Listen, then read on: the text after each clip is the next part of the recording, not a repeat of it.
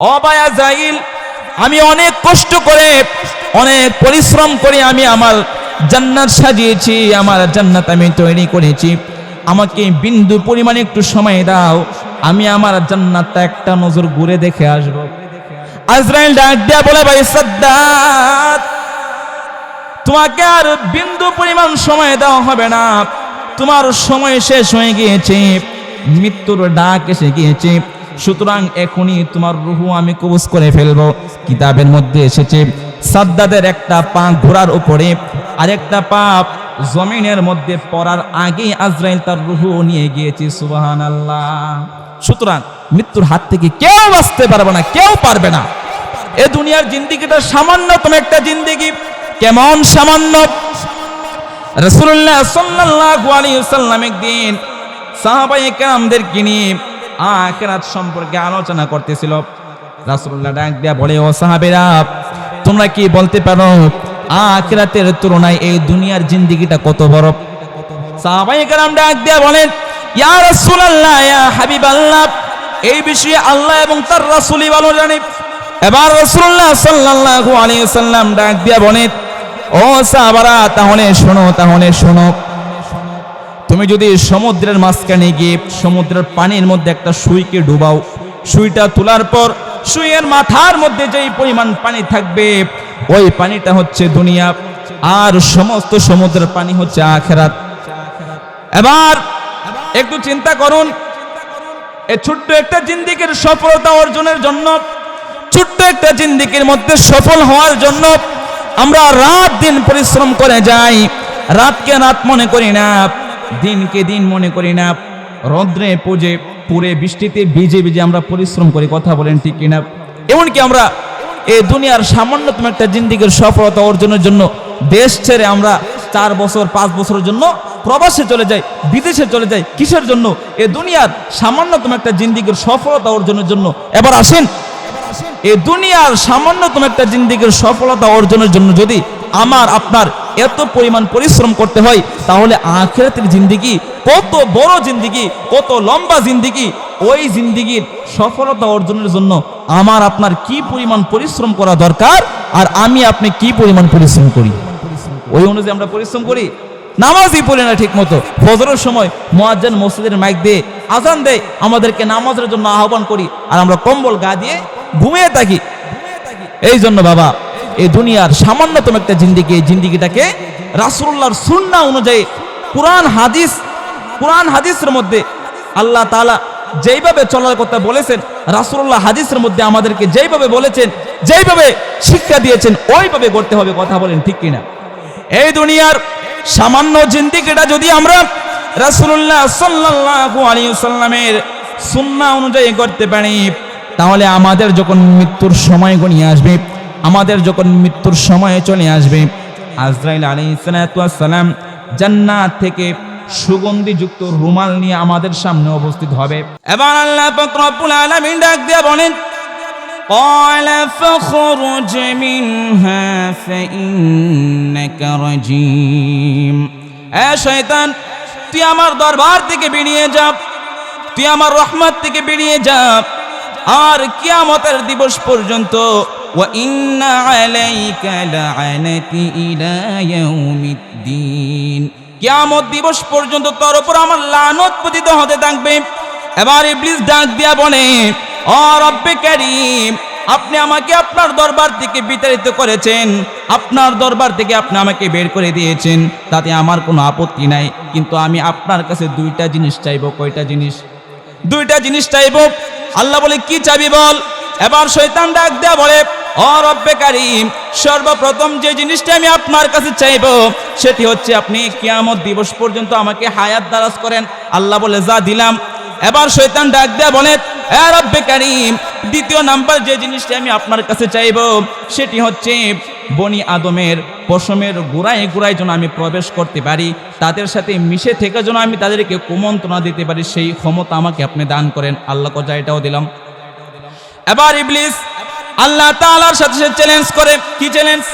এ রব্বে কারীম, যে আদমের কারণে আমি আপনার রহমত থেকে বিতাড়িত হয়েছি, আপনার দরবার থেকে আমি বের হয়েছি, ওই বনি আদমকে ওবে জান্নাতের মধ্যে প্রবেশ করে আমি দেখিয়ে দিব, ওই বনি আদমকে আমি পথভ্রষ্ট করবই করব, ইল্লা ইবাদাকা মিনহুমুল মুখলাসিন। তবে হ্যাঁ, যারা আপনার মুখলেস বান্দা, যারা আপনার খালেস বান্দা, খাঁটি বান্দা, তাদেরকে ব্যতীত বাকিদেরকে আমি পথভ্রষ্ট করব। এবার আল্লাহ পাক রব্বুল আলামিন ডাক দিয়া বলে, ও শয়তান, তুই আমার বান্দা বান্দিকে সারাটা জীবন কুমন্ত্রণা দিয়ে, দুঃখা দিয়ে আমার বান্দা বান্দিকে তুই গুনাহ করাবি, গুনাহের মধ্যে লিপ্ত করাবি। কিন্তু আমার বান্দা বান্দি যদি মৃত্যুর পূর্ব মুহূর্তে এসো আমি মালিকের দরবারে 2 ফোঁটা চোখের পানি ফালাইয়া ফালাইয়া তাওবা করতে পারি, আমি আল্লাহ তাআলা আমার প্রতিটি বান্দা বান্দিকে আমি ক্ষমা করে দিব। সুবহানাল্লাহ। এবার রাসূলুল্লাহ সাল্লাল্লাহু আলাইহি সাল্লামের কাছে এসে কাফের বিমানরা বলতো, ইয়া রাসূলুল্লাহ, আমরা জানি আপনি সত্য, আপনার দ্বীন সত্য, কুরআন সত্য, সব কিছু সত্য, কিন্তু আমরা যে অতীতে পাপ করেছি, আমরা যে শিরিক করেছি, মূর্তি পূজা করেছি, আল্লাহ তাআলা কি আমাদেরকে ক্ষমা করবে? এবার আল্লাহ পাক রব্বুল আলামিন পবিত্র কালামুল্লাহ শরীফের মধ্যে সাথে সাথে আয়াত নাযিল করেন। আল্লাহ বলেন, কুল ইয়া ইবাদিয়াল্লাযীনা আসরাফু আলা আনফুসিহিম লা তাকনাতু মির রাহমাতিল্লাহ ইন্নাল্লাহা ইয়াগফিরুয যুনুবা জামিআন ইন্নাহু হুয়াল গফুরুর রহিম। আল্লাহু আকবার। আল্লাহ তাআলা বলেন, হে রাসূল, আপনি জানিয়ে দেন, ও আমার বান্দা বান্দিরা, তোমরা নিজেরা নিজেদের উপর যে জুলুম করেছো, অন্যায় করেছো, আমি আল্লাহ পাক রব্বুল আলামিনের রহমত থেকে তোমরা নয়রাশ হয়ো না। লা তাকনাতু মির রাহমাতিল্লাহ, আল্লাহর রহমত থেকে তোমরা নয়রাশ হয়ো না। কেননা ইন্নাল্লাহা ইয়াগফিরুয যুনুবা জামিআ, তিনি সকল গুনাহ খাতা ক্ষমা করে থাকেন। সুবহানাল্লাহ। আল্লাহ রাসূলের একজন সাহাবী, তার নাম দাহিয়াতুল কালবি, আল্লাহ রাসূল সাল্লাল্লাহু আলাইহি ওয়াসাল্লামের কাছে এসে কালিমা পাঠ করে মুসলমান হলেন। এবার আল্লাহর রাসূল ডাক দিয়া বলে, দাহিয়াতুল কালবি, তুমি কালিমা পড়ার কারণে, মুসলমান হওয়ার কারণে আল্লাহ পাক রব্বুল আলামিন তোমার অতীতের সকল গুনাহ খাতা ক্ষমা করে দিয়েছে, আল্লাহ তাআলা তোমাকে মাফ করে দিয়েছে। এই কথা যখন দাহিয়াতুল কালবি শুনতে পেল, দাহিয়াতুল কালবির গাল বেয়ে পানি পড়তে শুরু হলো।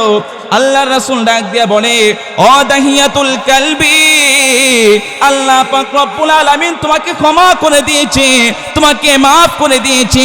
এটা তো তোমার জন্য খুশির বিষয়, এটা তো তোমার জন্য আনন্দের বিষয়, কিন্তু তুমি কেন কান্না করতেছো?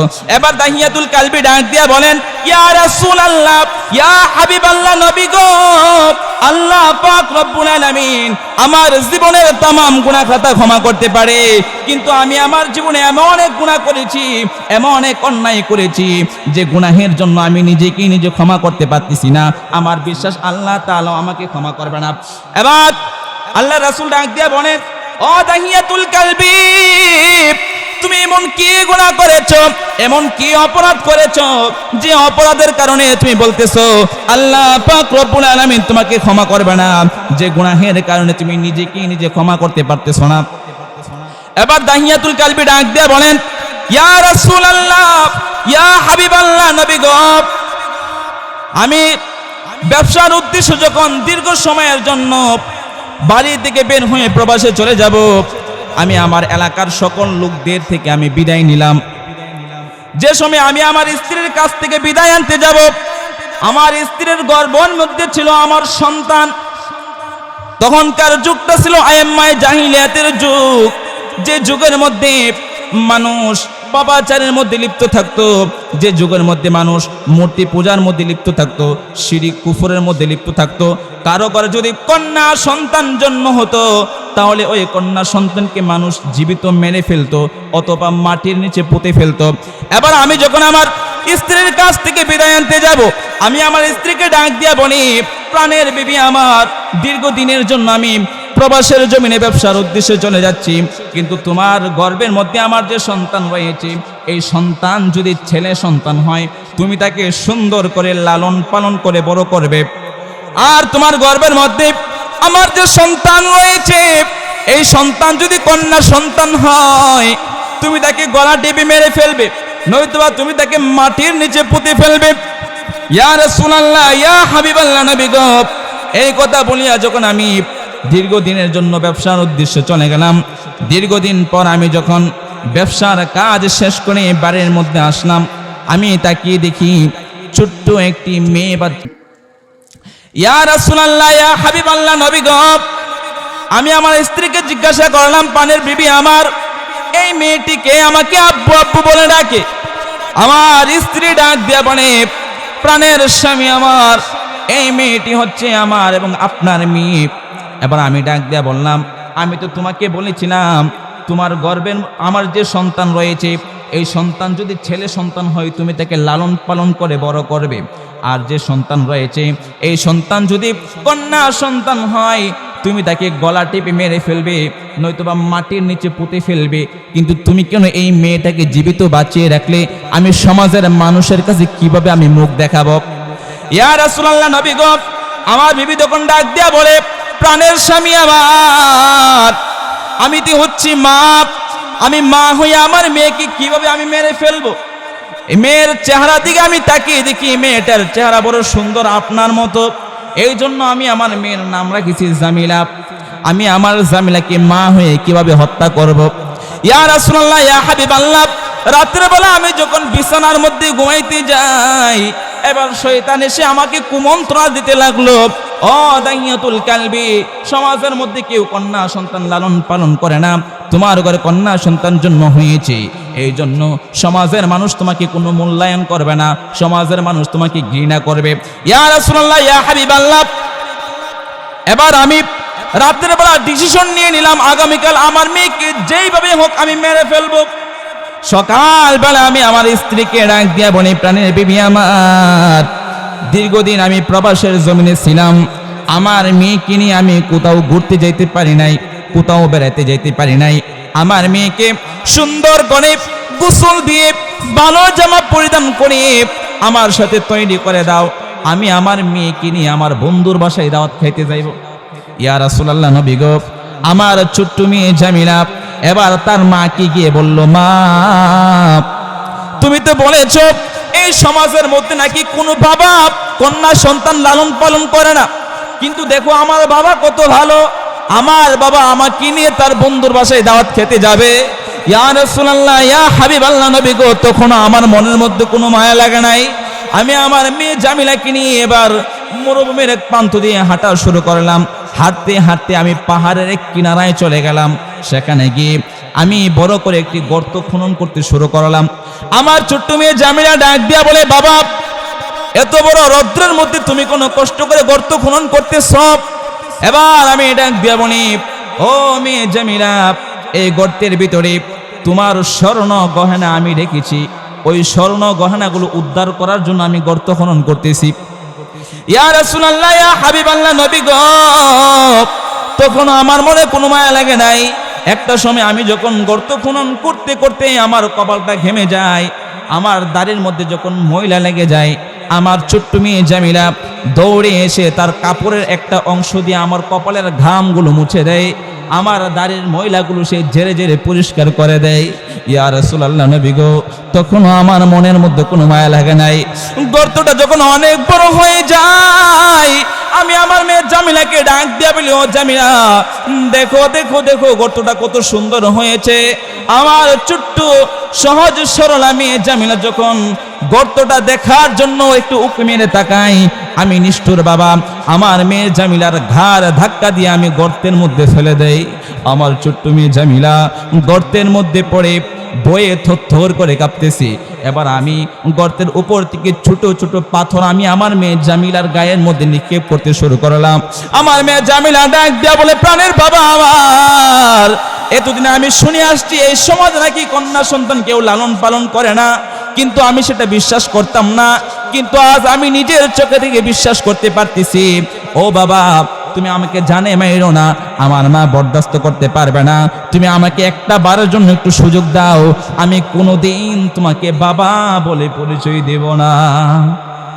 ইয়া রাসূলুল্লাহ, আমি নিষ্ঠুর বাবা, তখনও আমার মনের মধ্যে কোনো মায়া লাগে নাই। ইয়া রাসূলুল্লাহ, ইয়া হাবিবাল্লাহ, অবশেষে আমি বড় একটি পাথর নিয়ে আমার মেয়ের জামিলার মাথার মধ্যে যখন ধা করে আমি মেরে দিলাম, আমার মেয়ে জামিলার মাথাটা ফেটে তার মগজগুলো চতুর্দিকে ছড়িয়ে ছিটিয়ে পড়েছে। শেষ প্রান্তে আমার মেয়ে আমাকে ছোট্ট করে একটি ডাক দিয়ে বলেছে, বাবা গো তুমি আমাকে আর মাইরো না। ইয়া রাসূলুল্লাহ, এই কথা বলার পর আমার মেয়ে জামিলা সাথে সাথে দুনিয়া থেকে বিদায় হয়ে গিয়েছে। এখন আমি খাইতে পারি না, ঘুমাইতে পারি না, বসতে পারি না, যা কিছুই করতে যাই আমার কানের মধ্যে শুধু একটাই ধ্বনি ভেসে ওঠে, সেই ধ্বনিটা হচ্ছে, বাবা গো তুমি আমাকে আর মাইরো না। ইয়া রাসূলুল্লাহ, আমি এত বড় পাপ করছি, আল্লাহ তাআলা কি আমাকে ক্ষমা করবে? এবার রাসূলুল্লাহ সাল্লাল্লাহু আলাইহি সাল্লাম জামিলার ঘটনা শোনার পর রাসূলের গাল বেয়ে বেয়ে পানি পড়তে শুরু হলো। সাথে সাহাবায়ে কেরাম বসা ছিল, সাহাবায়ে কেরামও কান্না শুরু করে দিল। রাসূলুল্লাহ ডাক দিয়ে বলে, ও দাহিয়াতুল কালবি, এত নিষ্ঠুর কি কোনো বাবা হতে পারে? দাহিয়াতুল কালবি বলতেছি, ইয়া রাসূলুল্লাহ আপনি বলেন না আল্লাহ তাআলা আমাকে ক্ষমা করবেনি। এবার আল্লাহ রাসূল ডাক দিয়ে বলে, ও দাহিয়াতুল কালবি, তুমি যেহেতু তোমার ভুল বুঝতে পেরেছো, তুমি যেহেতু খাস নিয়তে সহি নিয়তে তাওবা করেছো, এই জন্য আল্লাহ পাক রব্বুল আলামিন তোমাকে ক্ষমা করে দিয়েছে। সুবহানাল্লাহ। তোমার দয়া প্রভু জানি সীমাহীন, কলবে দাও জেলে ইমানের নূর। তোমার দয়া প্রভু জানি সীমাহীন, কলবে দাও জেলে ইমানের নূর। বেলা শেষে কেউ নেই সান্ত্বনা তোমাতে, বেলা শেষে কেউ নেই সান্ত্বনা তোমাতে, তুমি ছাড়া নেই কেহ এই আমার আল্লাহ, আমাকে কাছে টানো বারবার। সকলে পড়ি, তোমাকে ডাকি যদি একবার আল্লাহ, আমাকে কাছে টানো বারবার। যদি পথ বলে যাই আমাকে দিওটাই, যদি পথ বলে যাই আমাকে দিওটাই, দিও দিশা এইটুকু আবদার আল্লাহ, আমাকে কাছে টানো বারবার। আবার বলুন, আল্লাহ তাআলার দয়ার কোনো শেষ আছে? আল্লাহ তাআলার দয়ার কোনো শেষ নাই, মায়ার কোনো শেষ নাই। একজন সাহাবী, যুবক সাহাবী রাসূলুল্লাহর কাছে এসে বলতেছে, ইয়া রাসূলুল্লাহ আমার অত্যন্ত ভয় হচ্ছে। সাহাবীর গালের মধ্যে পানি, তার গাল বেয়ে বেয়ে পানি পড়তেছে। রাসূল জিজ্ঞাসা করতেছে, ও সাহাবী তুমি এরকম ভাবে কান্না করতেছে কেন? সাহাবী ডাক দেয়া বলে, ইয়া রাসূলুল্লাহ আমি তো অনেক বড় পাপ করেছি, এই জন্য আমি কান্না করতেছি। আল্লাহ তাআলার সামনে আমি এই পাপ নিয়ে কিভাবে দাঁড়াবো? রাসূলুল্লাহ সাল্লাল্লাহু আলাইহি ওয়াসাল্লাম বলেন, ও সাহাবী তুমি কি অন্যায়ভাবে কাউকে হত্যা করেছো? বলে না, আমি অন্যায়ভাবে কাউকে হত্যা করি নাই। তাহলে কি তুমি আল্লাহ তাআলার সাথে কাউকে শরীক করেছো? বলে না, আমি তাও করি নাই। এবার রাসূলুল্লাহ ডাক দিয়ে বলে, ও সাহাবী তুমি যদি আল্লাহ তাআলার সাথে কাউকে শরীক না করে থাকো, অন্যায়ভাবে কাউকে হত্যা না করে থাকো, তাহলে তোমার গুনাহ যদি আকাশ পরিমাণ হয়ে থাকে, আল্লাহ পাক রব্বুল আলামিন তোমাকে ক্ষমা করে দিবে। সুবহানাল্লাহ। সাহাবী ডাক দিয়ে বলে, ইয়া রাসূলুল্লাহ আমার গুনাহ তো আকাশ পরিমাণ চাইতো আরো বেশি। রাসূলুল্লাহ ডাক দিয়ে বলে, ও সাহাবী তোমার গুনাহ বড় নাকি আল্লাহ তাআলার আরশ বড়? সাহাবী বলে, আমার গুনাহ বড়। আবার রাসূলুল্লাহ প্রশ্ন করলেন, ও সাহাবী তোমার গুনাহ বড় নাকি আল্লাহ তাআলার কুরসি বড়? সাহাবী ডাক দিয়ে বলে, ইয়া রাসূলুল্লাহ আমার গুনাহ বড়। রাসূলুল্লাহ আবার প্রশ্ন করলেন, ও সাহাবী তোমার গুনাহ বড় নাকি আল্লাহ তাআলা বড়? সাহাবী ডাক দিয়ে কই, ইয়া রাসূলুল্লাহ ইয়া হাবিবাল্লাহ, আল্লাহ তাআলা সমস্ত পৃথিবী সৃষ্টি করেছেন, আসমান জমিন কুল কায়নাত সব কিছু তিনি সৃষ্টি করেছেন, তিনি তো সকলের চাইতে বড়। এবার রাসূলুল্লাহ বলেন, তিনি যেমন বড় তিনি তেমন বান্দার বড় বড় গুনাহ খাতাও ক্ষমা করে থাকেন। সুবহানাল্লাহ। এবার রাসূল জিজ্ঞাসা করতেছে, ও সাহাবী তুমি এমন কি গুনাহ করেছো যে গুনাহের জন্য তুমি বলতেছো যে আল্লাহর আরশের চাইতে তোমার গুনাহ বড়, আল্লাহর কুরসির চাইতে তোমার গুনাহ বড়? তোমার গুনাহের বিষয়টা আমাকে একটু খুলে বলো। সাহাবী ডাক দিয়ে বলেন, ইয়া রাসূলুল্লাহ ইয়া হাবিবাল্লাহ নবী গো, আমি ছিলাম একজন কাফন চোর, আমি গুরুস্থান থেকে কাফন চুরি করতাম। 7 বছর যাবত আমি কাফন চুরি করে এসেছি। হঠাৎ করে গুরুস্থানের মধ্যে একদিন একজন সুন্দরী যুবতী মেয়েকে দাফন করা হলো। এবার আমি সুন্দরী যুবতী মেয়ের কাফন চুরি করার জন্য যখন আমি গুরুস্থানে চলে গেলাম, আমি তার কাফন নিয়ে যখন গুরুস্থান থেকে বের হয়ে চলে আসতে লাগলাম, ইন্দিমিন সময় শয়তান আমার মাথার মধ্যে কুমন্ত্রণা দিতে লাগলো, ওই মেয়ের সাথে তুমি অপকর্মের মধ্যে লিপ্ত হয়ে যাও। নাউজুবিল্লাহ। ইয়া রাসূলুল্লাহ, ইয়া হাবিবাল্লাহ। এবার আমি শয়তানের ধোঁকার মধ্যে পড়ে, শয়তানের কুমন্ত্রণার মধ্যে পড়ে আমি গুরুস্থানের মধ্যে ওই যুবতী মেয়ের সাথে অপকর্মের মধ্যে লিপ্ত হয়ে গেলাম। যখন আমি তার সাথে অপকর্ম করে গুরুস্থান থেকে বের হতে যাব, ইন্দিমিন সবাই পিছনের দিক থেকে ওই যুবতী মেয়ে যেন আমাকে ডাক দিয়া বলতেছে, ও নাফরমান, এটা তুই কি করেছিস? হাজার হাজার মুর্দেগানের মধ্যে তুই আমার দেহটাকে নাপাক করে দিয়েছিস। কাল কিয়ামতের ময়দানে আমি আল্লাহ তাআলার দরবারে তোর বিরুদ্ধে বিচার দাঁড় করাবো। রাসূলুল্লাহ সাল্লাল্লাহু আলাইহি সাল্লাম যখন এই কথা শুনতে পেল, রাসূলুল্লাহ সাল্লাল্লাহু আলাইহি সাল্লামের চেহারা মুবারক মলিন হয়ে গেল। রাসূল বলতেছে, এ নাফরমান, তুই বেরিয়ে যা, তুই আমার দরবার থেকে বেরিয়ে যা। এবার সাহাবী বাড়ির মধ্যে গিয়ে 40 দিন পর্যন্ত তাহাজ্জুদ নামাজের সময় তাহাজ্জুদ পড়ে পড়ে আল্লাহ তাআলার দরবারে কান্নাকাটি করল। 41 দিনের মাথায় সাহাবী আল্লাহর দরবারে কান্না করিয়া বলতেছে, ও রব্বে কারীম, তুমি যদি আমাকে ক্ষমা নাই করে থাকো, তাহলে আসমান থেকে এক খণ্ড আগুন নাজিল করিয়া তুমি আমাকে জ্বালাইয়া পুরাইয়া সারকার করে দাও। আর যদি তুমি আমাকে ক্ষমা করেই থাকো, তাহলে রাসূলুল্লাহ সাল্লাল্লাহু আলাইহি ওয়াসাল্লামের মাধ্যমে তুমি আমাকে ক্ষমার সংবাদটা তুমি জানিয়ে দাও। সুবহানাল্লাহ। এবার আল্লাহ পাক রব্বুল আলামিন সাথে সাথে হযরত জিবরাইল আমিনকে রাসূলুল্লাহ দরবারে পাঠাইলেন। জিবরাইল এসে বলতেছে, ইয়া রাসূলুল্লাহ, ইয়া হাবিবাল্লাহ, আল্লাহ তাআলা জিজ্ঞাসা করেছেন আপনি কি সমস্ত পৃথিবী সৃষ্টি করেছেন? রাসূলুল্লাহ বলে, না, বরং আল্লাহ পাক রব্বুল আলামিন আমাকে সমস্ত পৃথিবী তিনি সৃষ্টি করেছেন। এবার জিবরাইল প্রশ্ন করতেছে, ইয়া রাসূলুল্লাহ, আপনি কি সমস্ত মানুষকে রিজিক দিয়ে থাকেন? রাসূল বলে, না, বরং আল্লাহ পাক রব্বুল আলামিন আমাকে সহ পৃথিবীর সমস্ত মানুষকে তিনি রিজিক দিয়ে থাকেন। এবার জিবরাইল আবার প্রশ্ন করলেন, ইয়া রাসূলুল্লাহ, আপনি কি সকল মানুষের তাওবা কবুল করে থাকেন? সকল মানুষকে আপনি ক্ষমা করে থাকেন? রাসূল বলে, না, বরং আল্লাহ পাক রব্বুল আলামিন সমস্ত পৃথিবীর মানুষকে ক্ষমা করে থাকেন, সমস্ত পৃথিবীর মানুষের তাওবা আল্লাহ তাআলা কবুল করে থাকেন। এবার জিবরাইল ডাক দিয়ে বলেন, ইয়া রাসূলুল্লাহ, ইয়া হাবিবাল্লাহ, যেই যুবককে আপনি আপনার দরবার থেকে তাড়িয়ে দিয়েছিলেন, ওই যুবককে আল্লাহ তাআলা ক্ষমা করে দিয়েছে। আল্লাহ তাআলা বলেছে আপনিও যেন তাকে ক্ষমা করে দেন। সুবহানাল্লাহ। এই জন্য খাস নিয়তে, সহি নিয়তে আল্লাহ তাআলার কাছে যদি আমরা তাওবা করতে পারি, আল্লাহ তাআলা অবশ্যই অবশ্যই আপনাকে আমাকে ক্ষমা করবে। আসুন আমরা মানুষ হিসাবে শয়তানের কুমন্ত্রণায় পড়ে, শয়তানের ধোঁকায় পড়ে আমাদের দ্বারা গুনাহ সংগঠিত হওয়া, এটা কি স্বাভাবিক না অস্বাভাবিক? স্বাভাবিক না অস্বাভাবিক? গুনাহ আমরা করতেই পারি, মানুষ হিসাবে আমরা ভুল করতেই পারি। এই জন্য কেউ আমরা ভুলের ঊর্ধ্বে না, আল্লাহ তাআলার কাছে গুনাহের জন্য বেশি বেশি তাওবা করতে হবে। কেননা আমরা কার কোনদিন আজরাইল আমাদের সামনে দাঁড় হয়ে যায় আমরা কেউ বলতে পারি না। কথা বলেন ঠিক কিনা? মৃত্যু আমাদের একদিন, মৃত্যুর স্বাদ গ্রহণ করতেই হবে। আল্লাহ তাআলা পবিত্র কালামুল্লাহ শরীফে বলেন, কুল্লু নাফসিন যায়িকাতুল মাউতি সুম্মা ইলাইনা তুরজাউন। প্রত্যেকটা প্রাণীকে একদিন মৃত্যুর স্বাদ গ্রহণ করতে হবে। যার মধ্যে আল্লাহ পাক রব্বুল আলামিন রূহ দিয়েছে, তার নামটাই আল্লাহ তাআলা মৃত্যুর খাতার মধ্যে লিখেছে।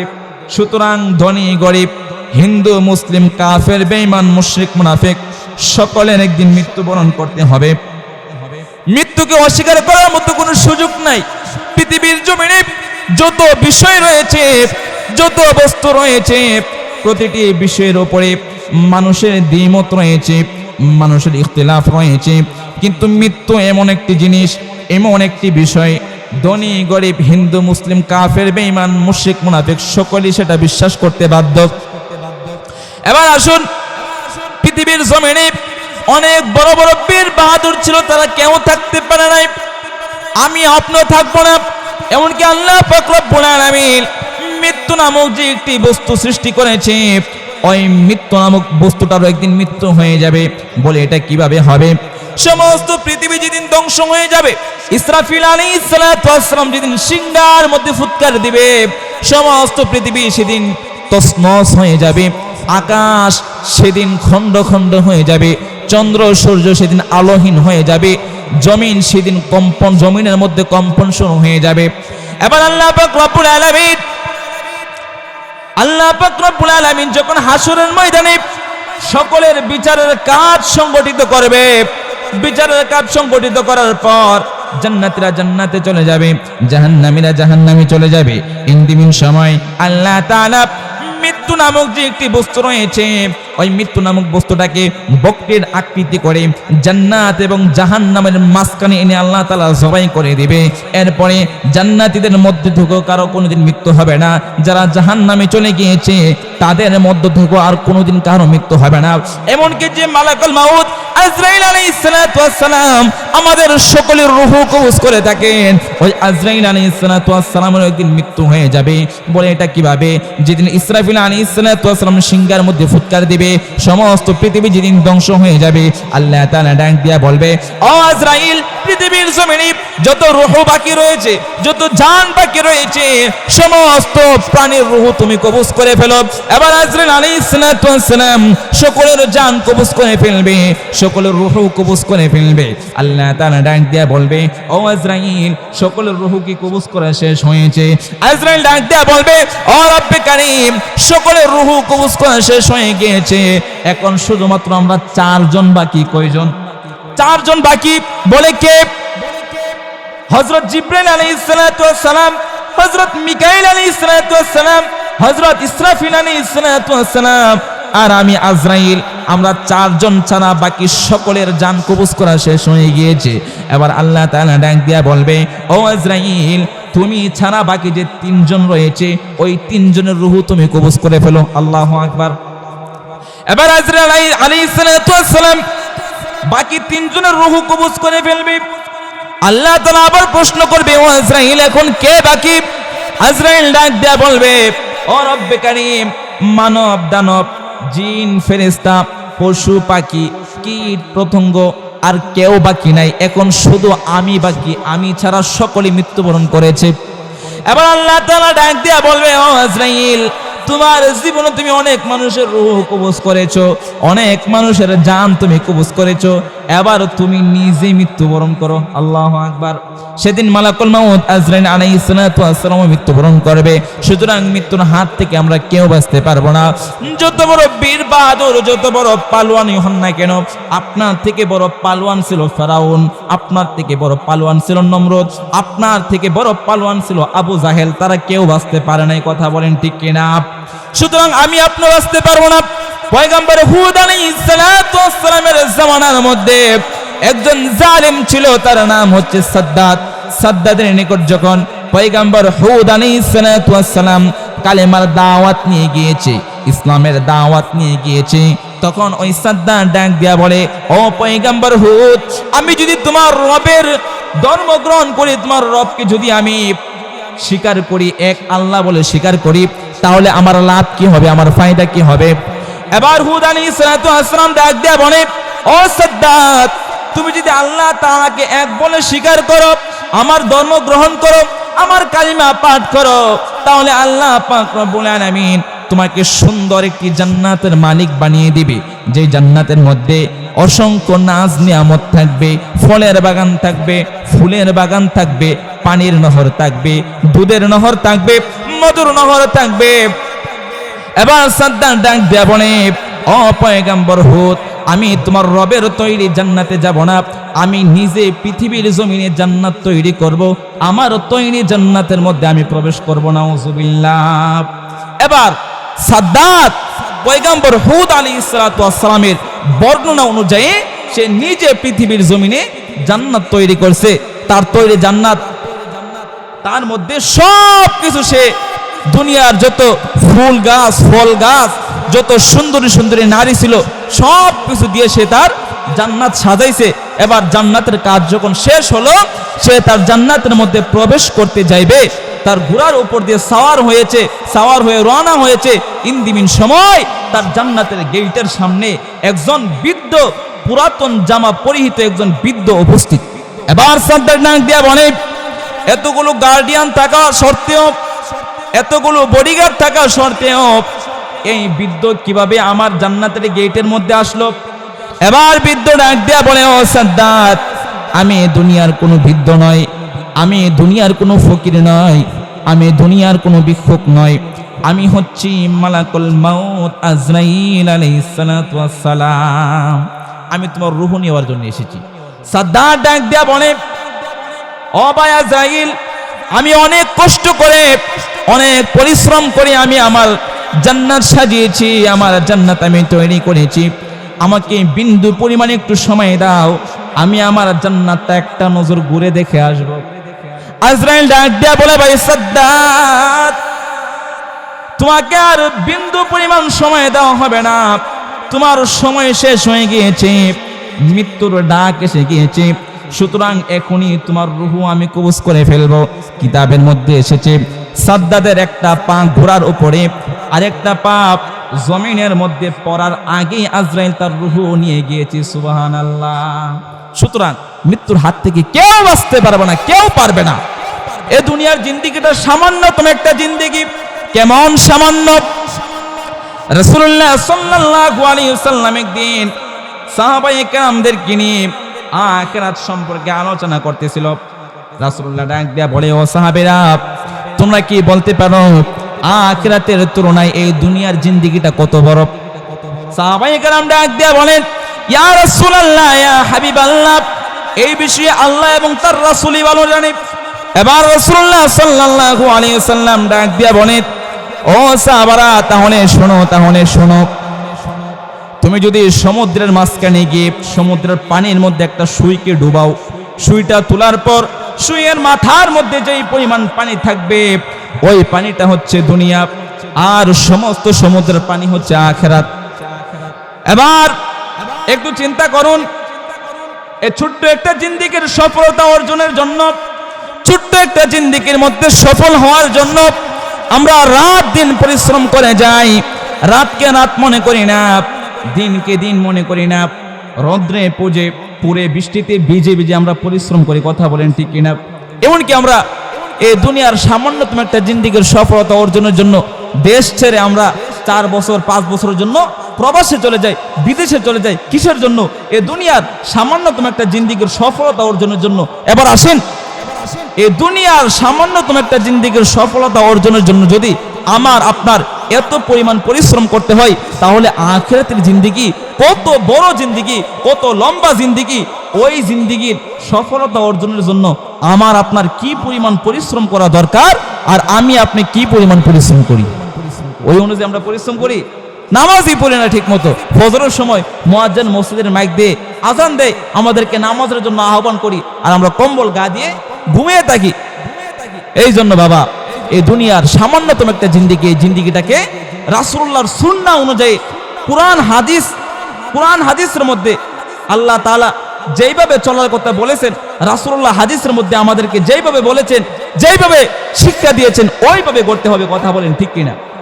এই দুনিয়ার সামান্য জিন্দেগিটা যদি আমরা রাসূলুল্লাহ সাল্লাল্লাহু আলাইহি ওয়াসাল্লামের সুন্নাহ অনুযায়ী করতে পারি, তাহলে আমাদের যখন মৃত্যুর সময় ঘনিয়ে আসবে, আমাদের যখন মৃত্যুর সময় চলে আসবে, আজরাইল আলাইহিস সালাম জান্নাত থেকে সুগন্ধিযুক্ত রুমাল নিয়ে আমাদের সামনে উপস্থিত হবে।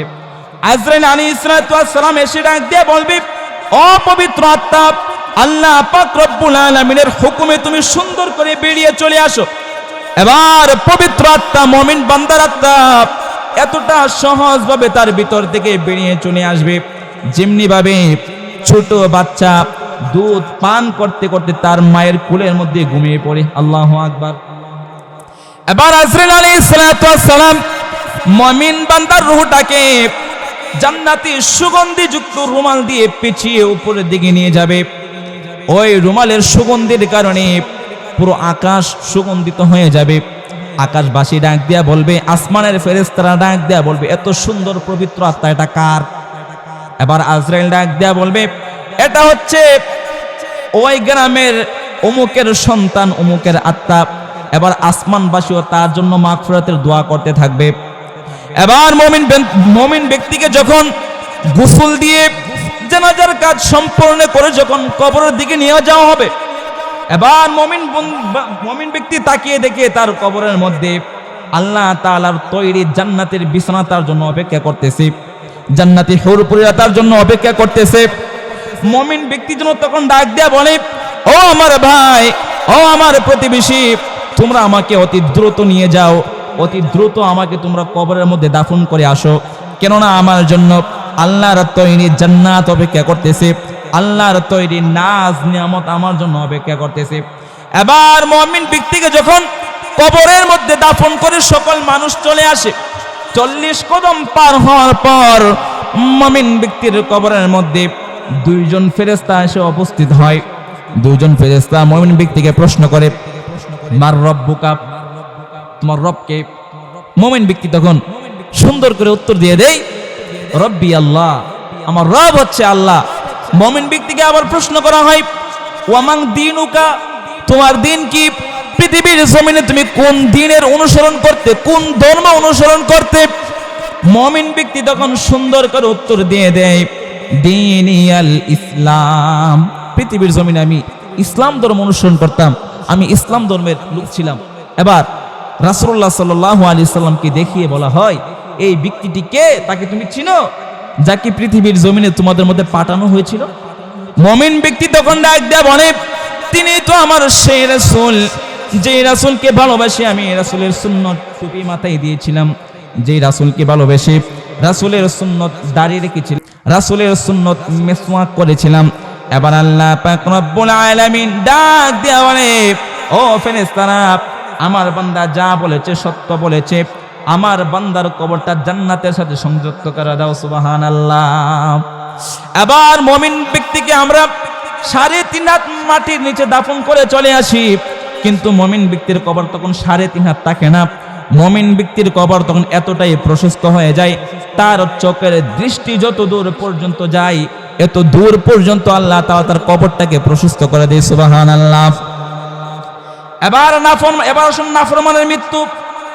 নাফরমান ব্যক্তির যখন মৃত্যুর সময় চলে আসে, নাফরমান ব্যক্তির নিকট মালাকুল মাউত আজরাইল আলাইহিস সালাতু ওয়াস সালাম জাহান্নাম থেকে দুর্গন্ধযুক্ত রুমাল নিয়ে উপস্থিত হয়, নাউজুবিল্লাহ। এবার নাফরমান ব্যক্তি তখন তাকিয়ে দেখি মালাকুল মাউত আজরাইল আলাইহিস সালাতু ওয়াস সালামের মাথা হচ্ছে আকাশের মধ্যে আর পা হচ্ছে জমিনের মধ্যে। আজরাইলের প্রতিটি পশমের গোড়ায় গোড়ায় যেন আগুনের খণ্ড বের হচ্ছে। তখন আজরাইল আলাইহিস সালাতু ওয়াস সালামের এই ভয়ঙ্কর রূপ দেখে, ভয়ঙ্কর দৃশ্য দেখার পর নাফরমান ব্যক্তির আত্মা তার ভিতরে লুকানোর চেষ্টা করে, কিন্তু তখন লুকাইতে পারবে না। তখন মালাকুল মাউত আজরাইল আলাইহিস সালাতু ওয়াস সালাম নাফরমানের আত্মাটাকে এতটা কষ্টদায়ক ভাবে তার ভিতর থেকে বের করে আনে, যেমনি ভাবে বীজা তুলা চিনেন, তুলা শিমল তুলা, বীজা তুলাকে লোহার চিরুনি দ্বারা আশ্রালে যেরকম ভাবে তুলাগুলো ছিঁড়ে ফিরে চলে আসে, ঠিক তেমনি ভাবে নাফরমানের আত্মাটাকে নাফরমানের ভিতর থেকে আজরাইল আলাইহিস সালাতু ওয়াস সালাম এতটা কষ্টদায়ক ভাবে ছিঁড়ে ফিরে বের করে নিয়ে আসে, নাউজুবিল্লাহ। এবার নাফরমান ব্যক্তিকে যখন গোসল দিয়ে জানাজা কাজ সম্পন্ন করিয়া যখন কবরের দিকে দাফন করার জন্য নিয়ে যাওয়া হয়, নাফরমান ব্যক্তি তখন তাকিয়ে দেখে তার কবরের মধ্যে জাহান্নামের সাপ, জাহান্নামের বিচ্ছু তার জন্য অপেক্ষা করতেছে, নাউজুবিল্লাহ। নাফরমান ব্যক্তি যেন তখন ডাক দেয়া বলে, ও আমার প্রতিবেশী, ও আমার ভাই, ও আমার চাচা, তোমরা আমাকে কবরের মধ্যে দাফন করার জন্য নিও না, কেননা কবরের মধ্যে আমার জন্য বিষাক্ত সাপ, বিষাক্ত পোকামাকড় অপেক্ষা করতেছে, তোমরা আমাকে কবরের মধ্যে দাফন করিও না। এবার নাফরমান ব্যক্তিকে যখন গুরুস্থানের মধ্যে দাফন করিয়া সকল মানুষ চলে আসে, তার কবরের মধ্যে দুইজন ফেরেশতা এসে উপস্থিত হয়। নাফরমানকে প্রশ্ন করে, মার রব্বুকা, তোমার রবকে? নাফরমান বলে, লা আদরি, আমি জানি না।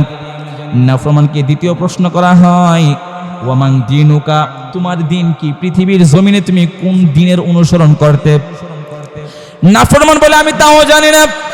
এবার রাসূলুল্লাহ সাল্লাল্লাহু আলাইহি সাল্লামকে দেখিয়ে বলা হয়, এই ব্যক্তিটিকে, তাকে তুমি চিনো, যাকে পৃথিবীর জমিনে তোমাদের মধ্যে পাঠানো হয়েছিল?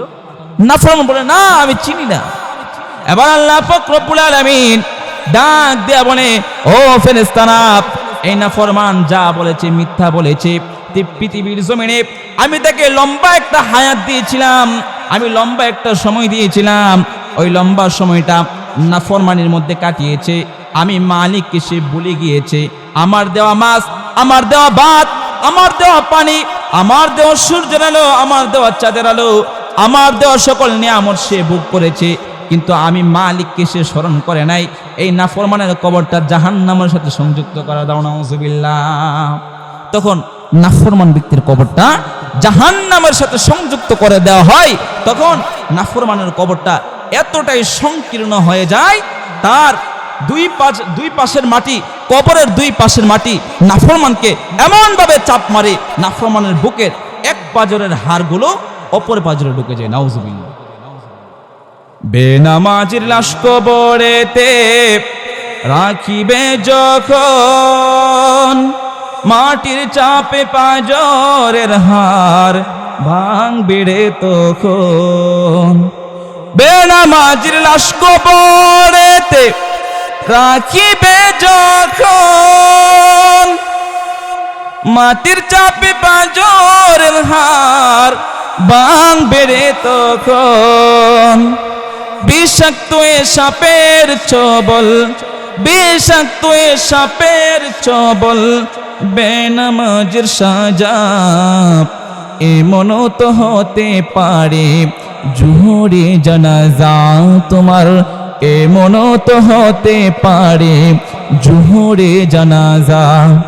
কেমন করে ঘুমাও তুমি, কেমন করে ঘুমাও তুমি, ফজর করে কাজা এমন তো হতে পারে, জোহরে জানাজা তোমার এমন তো হতে পারে, জোহরে জানাজা। বেনামাজি পাবে না হয় নবীর শাফায়াত, দুজক হবে শেষ ঠিকানা, আগা তার আগা। বেনামাজি পাবে না হয় নবীর শাফায়াত,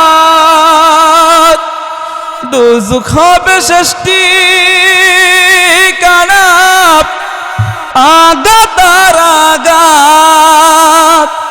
বেনামাজি নবীর শাফায়াত পাবে না, তার কবরের মধ্যে যেটা পাবে সেটা হচ্ছে আঘাত আর আঘাত। কথা বলেন ঠিক কিনা? এই জন্য দুনিয়ার এই সামান্য জিন্দিগিটা, এই ছোট্ট জিন্দিগিটা রাসূলুল্লাহ সাল্লাল্লাহু আলাইহি ওয়াসাল্লামের সুন্নাহ অনুযায়ী আমাদেরকে গড়তে হবে। তাহলে আমরা কবরে যাওয়ার পর আল্লাহ পাক রব্বুল আলামিন আমাদের জন্য সব কিছু সহজ করে দেবে, আমাদের 3টা প্রশ্নের উত্তর সহজ করে দেবে। আমরা কবরের মধ্যে মুক্তি পেয়ে যাব। আখিরাতের সকল গাঠিগুলোর মধ্যে সর্বপ্রথম যে গাঠি সেটাই হচ্ছে কবর। রাসূল বলেন হাদিসের মধ্যে, যে ব্যক্তি এই কবরের গাঠির মধ্যে পার পেয়ে যাবে, সে আখিরাতের সবগুলো গাঠির মধ্যে আল্লাহ তাআলা তাকে পার করে দিবে। আর যে ব্যক্তি এই কবরের গাঠির মধ্যে আটকে যাবে, আখিরাতের সব গাঠির মধ্যে সে আটকে যাবে। সুতরাং এই কবরের আযাব থেকে বাঁচতে হলে, এই কবরের ভয়াবহ শাস্তি থেকে আমাদের বাঁচতে হলে নামাজ পড়তে হবে কি হবে না? আরো জোরে বলেন, নামাজ পড়তে হবে কি হবে না? অবশ্যই আমাদেরকে 5 ওয়াক্ত নামাজ পড়তে হবে। রাসূল সাল্লাল্লাহু আলাইহি ওয়াসাল্লাম যখন মেরাজের মধ্যে গিয়েছিলেন, মেরাজ থেকে আমাদের জন্য যে জিনিসটি হাদিয়া নিয়ে এসেছেন, উপঢৌকন হিসাবে নিয়ে এসেছেন, ওই জিনিসটির নাম কি? নামাজ। নামাজ আল্লাহ পাক রব্বুল আলামিন পৃথিবীর জমিনে ইসলামের মধ্যে যত হুকুম আহকাম বিধান নাজিল করেছেন, সমস্ত হুকুম আহকাম বিধান আল্লাহ তাআলা হয়তো ওহীর মাধ্যমে জিবরাইল আলাইহিস সালামের মাধ্যমে নাজিল করেছেন, নয়তো বা আল্লাহ তাআলা কোনো না কোনোভাবে নাজিল করেছেন। কিন্তু নামাজ আল্লাহ তাআলা সরাসরি রাসূলকে আরশে আজিমে নিয়ে আল্লাহ তাআলা নামাজ উপহার দিয়েছেন। সুবহানাল্লাহ। এই জন্য নামাজের মধ্যে আমাদের কি করতে হবে না, গাফলতি করা যাবে। নামাজের মধ্যে আমাদের গাফলতি করা যাবে না। এই দুনিয়া, এই সুন্দর বাড়ি গাড়ি দন দৌলত অট্টালিকা একদিন সব কিছু শেষ হয়ে যাবে। আল্লাহ তাআলা এত সুন্দর করে সমস্ত দুনিয়া সাজিয়েছেন, এই সমস্ত দুনিয়া একদিন শেষ হয়ে যাবে। এই দুনিয়াটা আল্লাহ তাআলা নির্দিষ্ট একটা সময়ের জন্য বানিয়েছেন। কেমন নির্দিষ্ট? এই নির্দিষ্ট সময়টা কই দিনের, কত দিনের, এটা কারো জানা আছে? কারো জানা নাই।